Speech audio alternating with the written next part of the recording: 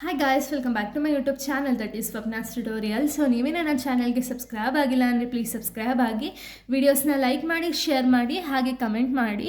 So ಇವತ್ತು ನಾನು ಮಾಡ್ತಿರೋ ಸಬ್ಜೆಕ್ಟ್ ಯಾವುದು ಅಂದರೆ ಸೆಕೆಂಡ್ ಸೆಮ್ BComನ ಅಡ್ವಾನ್ಸ್ ಫಿನಾನ್ಷಿಯಲ್ ಅಕೌಂಟಿಂಗ್ ಅನ್ನೋ ಒಂದು ಸಬ್ಜೆಕ್ಟ್ನ ಎಕ್ಸ್ಪ್ಲೇನ್ ಮಾಡ್ತಿದ್ದೀನಿ.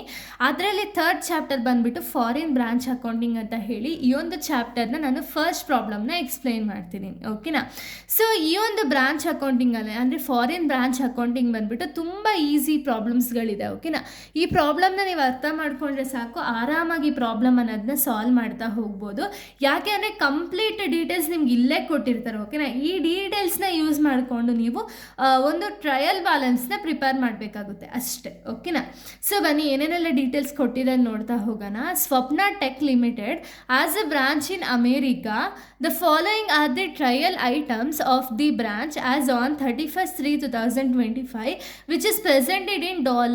ಅಂದರೆ ಏನು? ಸೊ ಇಲ್ಲಿ ಸ್ವಪ್ನ ಟೆಕ್ ಲಿಮಿಟೆಡ್ ಅನ್ನೋರು ಅವರ ಒಂದು ಬ್ರಾಂಚ್ ಬಂದುಬಿಟ್ಟು ಅಮೇರಿಕಾದಲ್ಲಿ ಇದೆ. ಓಕೆನಾ? ಸೊ ಇಲ್ಲಿ ಏನೇನೆಲ್ಲ ಡೀಟೇಲ್ಸ್ನ ಕೊಟ್ಟಿದ್ದಾರಲ್ಲ, ಈ ಡೀಟೇಲ್ಸ್ ಬಂದುಬಿಟ್ಟು ಕಂಪ್ಲೀಟಾಗಿ ಡಾಲರ್ಸಲ್ಲಿದೆ. ಸೊ ಇದನ್ನು ನೀವು ಕನ್ವರ್ಟ್ ಮಾಡಿ ಟ್ರಯಲ್ ಬ್ಯಾಲೆನ್ಸ್ ಅನ್ನೋದನ್ನ ಫೈಂಡ್ ಔಟ್ ಮಾಡಬೇಕು. ಓಕೆನಾ? ಸೊ ನೋಡಿ, ಇಲ್ಲಿ ಓಪನಿಂಗ್ ಸ್ಟಾಕ್ನ ಕೊಟ್ಟಿದ್ದಾರೆ 30,000, ಪರ್ಚೇಸಸ್ 60,000 ರುಪೀಸ್ ಕೊಟ್ಟಿದ್ದಾರೆ, ಎಲ್ಲ ಡಾಲರ್ಸಲ್ಲಿರೋದು. ಓಕೆನಾ? ಅಡ್ವರ್ಟೈಸಿಂಗ್ ಎಕ್ಸ್ಪೆನ್ಸಸ್ ಬಂದುಬಿಟ್ಟು 10,000 ಇದೆ, sales 1 lakh, equipment 50,000, short term loan 30,000. ಇಷ್ಟು ಡೀಟೇಲ್ಸ್ನ ಕೊಟ್ಟಿದ್ದಾರೆ. ಓಕೆನಾ? ಇಷ್ಟು ಪರ್ಟಿಕ್ಯುಲರ್ಸ್ನ ಕೊಟ್ಟಿದ್ದಾರೆ. ಇದರ ಜೊತೆಗೆ ಎಕ್ಸ್ಚೇಂಜ್ ರೇಟ್ಸ್ನ ನಮಗೆ ಇಲ್ಲಿ ಹೇಳಿದ್ದಾರೆ. ಏನೇನೆಲ್ಲ ಎಕ್ಸ್ಚೇಂಜ್ ರೇಟ್ಸ್ ಇದೆ ಅಂದರೆ, ಹಿಸ್ಟೋರಿಕಲ್ ರೇಟ್ ಫಾರ್ ಎಕ್ವಿಪ್ಮೆಂಟ್ ಅಂದರೆ ಏನು, ಬರೀ ಫಾರ್ ಎಕ್ವಿಪ್ಮೆಂಟಿಗೆ ಮಾತ್ರ ಇವ್ರು ಮೆನ್ಷನ್ ಮಾಡ್ತಿರೋದು. ಓಕೆನಾ? ಫಾರ್ ಎಕ್ವಿಪ್ಮೆಂಟ್ ಎಷ್ಟಿದೆ, ₹60 per dollar ಅಂತ ಹೇಳಿದ್ದಾರೆ. ಓಕೆನಾ? ಇನ್ನು ಕ್ಲೋಸಿಂಗ್ ರೇಟ್ನ ಹೇಳಿದ್ದಾರೆ 61, ಆವ್ರೇಜ್ ರೇಟ್ನ ಹೇಳಿದ್ದಾರೆ 60.50. Prepare converted trial balance as on 31/3/2025 ಅಂತ ಹೇಳಿದ್ದಾರೆ. ಓಕೆನಾ? ಸೊ ಕನ್ವರ್ಟ್ ಆದಮೇಲೆ ಏನು ಅಮೌಂಟ್ ಬರುತ್ತಲ್ಲ, ಅಮೌಂಟಿದು ಟ್ರಯಲ್ ಬ್ಯಾಲೆನ್ಸ್ನ ನೀವು ಮಾಡಬೇಕಾಗುತ್ತೆ. ಓಕೆನಾ? ಸೊ ನೋಡಿ, ಇಲ್ಲಿ ಹಿಸ್ಟಾರಿಕಲ್ ರೇಟ್ನ ಕೊಟ್ಟಿದ್ದಾರೆ. Historical rate for equipment $60 per dollar ಅಂತ ಹೇಳಿದ್ದಾರೆ. ಅಂದರೆ ಏನೋ, ಇದು ಬರೀ ಎಕ್ವಿಪ್ಮೆಂಟ್ಗೆ ಮಾತ್ರ ಇವ್ರು ಹೇಳಿರೋದು. ಓಕೆನಾ? ಈ ರೀತಿ ಕೊಟ್ಟರೆ ನಿಮಗೆ ಡೈರೆಕ್ಟಾಗಿ ಕೊಟ್ಟರು ಅಂದರೆ ಆರಾಮಾಗಿ ನೀವು ತೊಗೊಳ್ತೀರಿ. ಎಕ್ವಿಪ್ಮೆಂಟ್ಗೆ ಕನ್ವರ್ಟ್ ಮಾಡಿ ಬರೀಬೋದು. ಅಂದರೆ ಏನು, 50,000 ಇಂಟು 60 ಮಾಡಿದ್ರೆ ನಿಮ್ಗೆ ಏನು ಅಮೌಂಟ್ ಬರುತ್ತೋ ಅದು ಆ್ಯಸ್ ಇಟ್ ಈಸ್ ಬರುತ್ತೆ. ಬಟ್ ಇಲ್ಲೇನು ಕ್ಲೋಸಿಂಗ್ ರೇಟ್ನೂ ಕೊಟ್ಟಿದ್ದಾರೆ, ಆವ್ರೇಜ್ ರೇಟ್ನೂ ಕೊಟ್ಟಿದ್ದಾರೆ. ಬಟ್ ಇದರಲ್ಲಿ ಯಾವ ರೇಟ್ನ ಯಾವುದಕ್ಕೆ ತೊಗೋಬೇಕು ಅನ್ನೋದು ಕನ್ಫ್ಯೂಸ್ ಆಗುತ್ತೆ ಅಲ್ವಾ? ಸೊ ನೋಡಿ, ಈ ಕ್ಲೋಸಿಂಗ್ ರೇಟ್ನ ನೀವು ಯಾವುದಕ್ಕೆ ತೊಗೋಬೇಕು ಅಂದರೆ, ಕರೆಂಟ್ ಅಸೆಟ್ಸ್ ಆ್ಯಂಡ್ ಲಯಬಿಲಿಟೀಸ್ ಏನಿರುತ್ತಲ್ಲ ಅದಕ್ಕೆ ನೀವು ಕ್ಲೋಸಿಂಗ್ ರೇಟ್ನ ತೊಗೊಳ್ತೀರ. ಓಕೆನಾ? ಆವ್ರೇಜ್ ರೇಟ್ ಬಂದುಬಿಟ್ಟು ಇನ್ಕಮ್ ಆ್ಯಂಡ್ ಎಕ್ಸ್ಪೆನ್ಸಸ್ಗೆ ಆವ್ರೇಜ್ ರೇಟ್ನ ತೊಗೊಳ್ತೀರ. ಓಕೆನಾ? ಸೊ ನೋಡಿ, ಇಲ್ಲಿ ಓಪನಿಂಗ್ ಸ್ಟಾಕ್ ಅಂದರೆ ಏನು, ಸ್ಟಾಕ್ ಅಂದರೆ ಏನು, ಅಸೆಟ್ಸ್ ಅಂತ ಹೇಳಿ ಅರ್ಥ ಅಲ್ವಾ? ಅಸೆಟ್ಸ್ಗೆ ಯೂಶ್ವಲಿ ಯಾವ್ದು ತೊಗೊಳ್ತೀರಾ, ಕ್ಲೋಸಿಂಗ್ ರೇಟ್ನ ತೊಗೊಳ್ತೀರಾ, 61 rupees. ಓಕೆನಾ? ಇನ್ನು ಪರ್ಚೇಸಸ್ ಅಂದರೆ ಏನು, ಇವಾಗ ಪರ್ಚೇಸ್ ಮಾಡಿದರೆ ನಮ್ಗೆ ಅದು ಎಕ್ಸ್ಪೆನ್ಸಸ್ ಅಲ್ವಾ? ಎಕ್ಸ್ಪೆನ್ಸಸ್ ಆದರೆ ನಾವು ಯಾವ ರೇಟ್ನ ತೊಗೋಬೇಕು, ಆವ್ರೇಜ್ ರೇಟ್ನ ತೊಗೊಳ್ತೀರಾ, 60.50. ಓಕೆನಾ? 60.50 ಬಂದುಬಿಟ್ಟು ಆವ್ರೇಜ್ ರೇಟು. ಅಡ್ವರ್ಟೈಸಿಂಗ್ ಎಕ್ಸ್ಪೆನ್ಸಸ್ ಅಂದರೆ ಏನು, ಇದು ಒಂದು ಕೈಂಡ್ ಆಫ್ ಎಕ್ಸ್ಪೆನ್ಸಸ್ ಅಲ್ವಾ? ಎಕ್ಸ್ಪೆನ್ಸಸ್ ಇದ್ದರೆ ಯಾವ ರೇಟ್ನ ತೊಗೊಳ್ತೀರಾ, ಆವ್ರೇಜ್ ರೇಟ್ನ ತೊಗೊಳ್ತೀರಾ, 60.50. ಸೇಲ್ಸ್ ಅಂದರೆ ಏನು, ಸೇಲ್ಸ್ ಬಂದುಬಿಟ್ಟು ಇನ್ಕಮ್ ಅಲ್ವಾ? ಇನ್ಕಮ್ ಇದ್ದರೆ ಯಾವ ರೇಟ್ನ ತೊಗೊಳ್ತೀರಾ, 60.50 ಆವ್ರೇಜ್ ರೇಟ್ನ ತೊಗೋಬೇಕಾಗುತ್ತೆ. ಎಕ್ವಿಪ್ಮೆಂಟ್ ಆಲ್ರೆಡಿ ಅವ್ರು ಹಿಸ್ಟಾರಿಕಲ್ ರೇಟ್ನ ಕೊಟ್ಟಿದ್ದಾರೆ. ಶಾರ್ಟ್ ಟರ್ಮ್ ಲೋನ್ ಬಂದುಬಿಟ್ಟು 30,000 ಹೇಳಿದ್ದಾರೆ. ಶಾರ್ಟ್ ಟರ್ಮ್ ಲೋನ್ ಅಂದರೆ ಏನು, ಇದು ಲಯಾಬಿಲಿಟೀಸ್. ಯಾವ liabilities, current liabilities. So current liabilities ಆದರೆ ಯಾವ ರೇಟ್ನ ತೊಗೋಬೇಕು, ಕ್ಲೋಸಿಂಗ್ ರೇಟ್ನ ತೊಗೋಬೇಕು. ಓಕೆನಾ?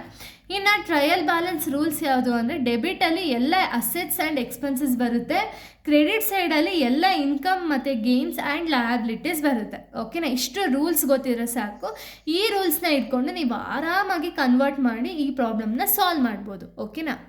ಸೊ ಬನ್ನಿ, ಇವಾಗ ಪ್ರಾಬ್ಲಮ್ನ ಸಾಲ್ವ್ ಮಾಡ್ತಾ ಹೋಗೋಣ.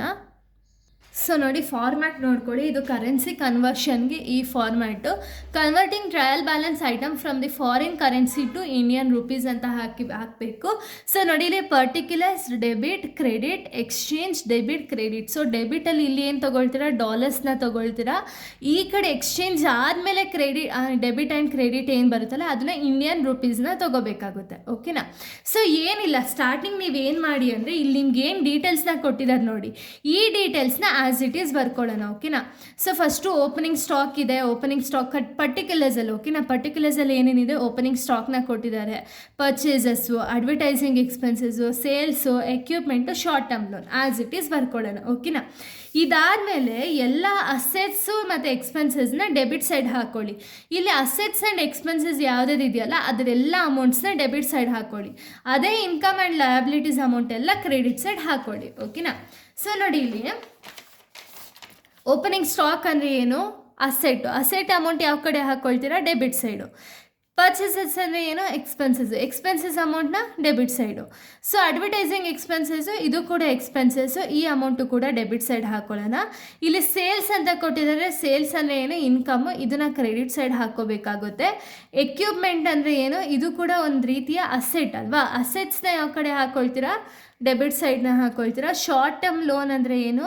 ಎಕ್ಸ್ಪೆನ್ಸಸ್ ಅಥವಾ ಲಯಬಿಲಿಟೀಸು. ಸೊ ಲಯಬಿಲಿಟೀಸ್ನ ಇದು ಲಯಬಿಲಿಟೀಸ್ನ ನೀವು ಕ್ರೆಡಿಟ್ ಸೈಡ್ ಹಾಕ್ಕೊಳ್ತೀರಾ 30,000. ಓಕೆನಾ.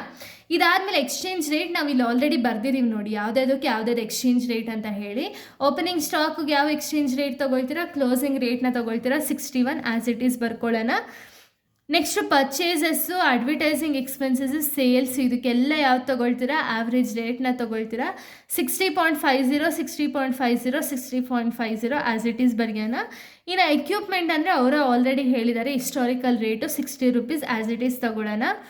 ಶಾರ್ಟ್ ಟರ್ಮ್ ಲೋನ್ನ ಹೇಳಿದ್ದಾರೆ, ಇದು ಬಂದುಬಿಟ್ಟು ನಾವು ಕ್ಲೋಸಿಂಗ್ ರೇಟ್ನ ತೊಗೋಬೇಕಾಗುತ್ತೆ 61, ಇದು ಕೂಡ ಆ್ಯಸ್ ಇಟ್ ಈಸ್ ತೊಗೊಳ್ಳೋಣ. ಓಕೆನಾ.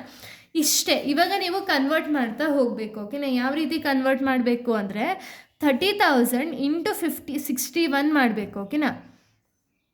ಆಗ ನಿಮಗೆ 18,30,000 ರೂಪೀಸ್ ಬರುತ್ತೆ. ಇಲ್ಲಿ ಏನು ಡೆಬಿಟ್ ಸೈಡ್ ನಾವು ಅಮೌಂಟ್ ಹಾಕಿದರೆ ಡೆಬಿಟ್ ಸೈಡ್ ಬ್ಯಾಲೆನ್ಸ್ ತೊಗೊಳ್ಳೋಣ, ಕ್ರೆಡಿಟ್ ಸೈಡ್ ಅಮೌಂಟ್ ಹಾಕಿದರೆ ಕ್ರೆಡಿಟ್ ಸೈಡ್ ಬ್ಯಾಲೆನ್ಸ್ ತೊಗೊಳ್ಳೋಣ. ಓಕೆನಾ. ಇದೇ ರೀತಿ 60 ಇಂಟು 60.50 ಮಾಡಿದಾಗ ಎಷ್ಟು ಬರುತ್ತೆ?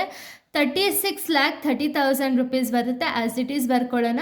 ಇನ್ನು 10,000 ಇಂಟು 60.50 ಮಾಡಿದಾಗ 6,05,000 ಬರುತ್ತೆ ಆ್ಯಸ್ ಇಟ್ ಈಸ್ ಬರ್ಕೊಳ್ಳೋಣ. 1,00,000 ಇಂಟು 60.50 ಮಾಡಿದಾಗ 60,50,000 ರೂಪೀಸ್ ಬರುತ್ತೆ, ಅದನ್ನು credit side as it is ಬರ್ಕೊಳ್ಳೋಣ. 50,000 ಇಂಟು 60 ಮಾಡಿದಾಗ 30 ಲ್ಯಾಕ್ ಬರುತ್ತೆ, ಇದನ್ನು debit side as it is ಬರ್ಕೊಳ್ಳೋಣ. 30,000 ಇಂಟು 61 ಮಾಡಿದಾಗ ನಮಗೆ 18,30,000 ಬರುತ್ತೆ, ಅದನ್ನು ಆ್ಯಸ್ ಇಟ್ ಈಸ್ ನಾವು ಕ್ರೆಡಿಟ್ ಸೈಡ್ ಬರ್ಕೊಳ್ಳೋಣ. ಓಕೆನಾ. ಇದಾದಮೇಲೆ ನಮಗೆ ಇಲ್ಲಿ ಏನು ಕರೆನ್ಸಿ ಕನ್ವರ್ಷನ್ ಆಯಿತು ನೋಡಿ, ಕನ್ವರ್ಷನ್ ಆದಮೇಲೆ ಏನು ಇಂಡಿಯನ್ ರುಪೀಸಲ್ಲಿ ಅಮೌಂಟ್ ಬರುತ್ತಲ್ಲ ಆ ಅಮೌಂಟ್ನ ನಾವು ಕನ್ವರ್ಟೆಡ್ ಟ್ರಯಲ್ ಬ್ಯಾಲೆನ್ಸ್ ಅಂತ ಹಾಕಿ ಇದರಲ್ಲಿ ಏನು ಅಮೌಂಟ್ನ ನಾವು ಫೈಂಡ್ ಔಟ್ ಮಾಡಿರ್ತೀವಲ್ಲ ಆ ಅಮೌಂಟ್ನ ಇದಕ್ಕೆ ಹಾಕಬೇಕು ಅಷ್ಟೇ. ಓಕೆನಾ. ಸೊ ನೋಡಿ, converted trial balance of the branch for the year ending ಅಂತ ಹಾಕಿ ಪರ್ಟಿಕ್ಯುಲರ್ಸ್ ಡೆಬಿಟ್ ಕ್ರೆಡಿಟ್ ಅಂತ ಹಾಕ್ಕೋಬೇಕಾಗುತ್ತೆ. ಇಲ್ಲಿ ಏನೇನೆಲ್ಲ ಪರ್ಟಿಕ್ಯುಲರ್ಸ್ ಇದೆಯಲ್ಲ ಅದೇ ರೀತಿ ಬರೆಯೋಣ. ಓಕೆನಾ. ಓಪನಿಂಗ್ ಸ್ಟಾಕ್ ಇದೆ, ಪರ್ಚೇಸಸ್ ಇದೆ, ಅಡ್ವರ್ಟೈಸಿಂಗ್ ಎಕ್ಸ್ಪೆನ್ಸಸ್ ಇದೆ, ಸೇಲ್ಸ್ ಇದೆ, ಎಕ್ವಿಪ್ಮೆಂಟ್ ಇದೆ, ಶಾರ್ಟ್ ಟರ್ಮ್ ಲೋನ್ ಇದೆ, ಆ್ಯಸ್ ಇಟ್ ಈಸ್ ಬರೆದೆ. ಓಕೆನಾ. ಬರೆದ್ಮೇಲೆ ಇವಾಗ ನಾವು ಕನ್ವರ್ಟ್ ಆದಮೇಲೆ, ಓಕೆನಾ, ಕನ್ವರ್ಟ್ ಆಗೋಕ್ಕೂ ಮುಂಚೆ ಅಲ್ಲ, ಕನ್ವರ್ಟ್ ಆದಮೇಲೆ ಏನು ಅಮೌಂಟ್ ಇರುತ್ತೆ ನೋಡಿ, ಡೆಬಿಟ್ ಸೈಡಲ್ಲಿರೋ ಅಮೌಂಟ್ನ ಡೆಬಿಟ್ ಸೈಡೇ ತೊಗೊಳ್ಳಿ, ಕ್ರೆಡಿಟ್ ಸೈಡಲ್ಲಿರೋ ಅಮೌಂಟ್ನ ಕ್ರೆಡಿಟ್ ಸೈಡೇ ತೊಗೊಳ್ಳಿ. ಓಕೆನಾ. ಸೊ ಓಪನಿಂಗ್ ಸ್ಟಾಕು ಡೆಬಿಟ್ ಸೈಡಲ್ಲಿದೆ 18,30,000 ಆ್ಯಸ್ ಇಟ್ ಈಸ್. ಪರ್ಚೇಸಸ್ 36,30,000 ಇದೆ, ಅದನ್ನು ಆ್ಯಸ್ ಇಟ್ ಈಸ್ ಬರೆಯೋಣ. ಅಡ್ವರ್ಟೈಸಿಂಗ್ ಎಕ್ಸ್ಪೆನ್ಸಸ್ 6,05,000 ಇದೆ, ಅದನ್ನು ಆ್ಯಸ್ ಇಟ್ ಈಸ್ ಬರೆಯೋಣ. ಸೇಲ್ಸ್ 60,50,000 ಇದೆ, ಅದನ್ನು ಕ್ರೆಡಿಟ್ ಸೈಡ್ ಬರ್ಕೊಳ್ಳೋಣ. ಎಕ್ವಿಪ್ಮೆಂಟ್ 30 ಲ್ಯಾಕ್ ಇದೆ, as it is debit side. Short term loan 18,30,000 ಇದೆ, ಅದನ್ನು as it is credit side ಹಾಕ್ಕೊಳ್ಳೋಣ. ಓಕೆನಾ.